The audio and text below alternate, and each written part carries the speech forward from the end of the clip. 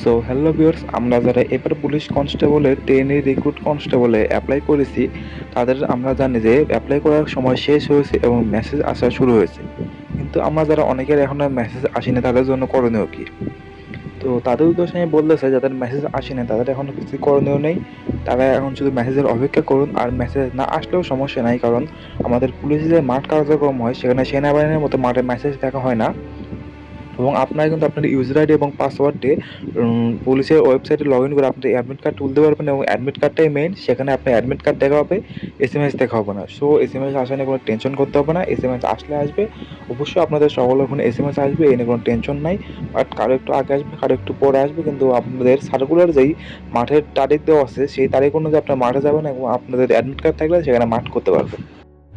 So viewers, এখন আমি দেখাবো কীভাবে আপনারা আপনাদের সেই অ্যাডমিট কার্ডটা ডাউনলোড করবেন। সো অ্যাডমিট কার্ড ডাউনলোড করার জন্য প্রথমে আমরা চলে যেতে হবে আমাদের ফোনে গুগল ক্রোমে, এবং সার্চ দিতে হবে http://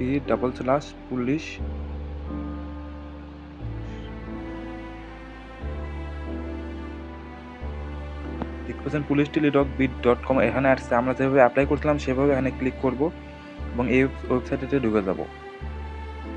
এখানে দেখতে পাচ্ছেন ট্রেনি রিক্রুট কনস্টেবল টিআরসি, এখানে প্রথমটাতে ক্লিক করব এবং এখানে আপনাদের নাম্বার এবং পাসওয়ার্ড দিয়ে আমরা এটা লগ ইন করে নেব।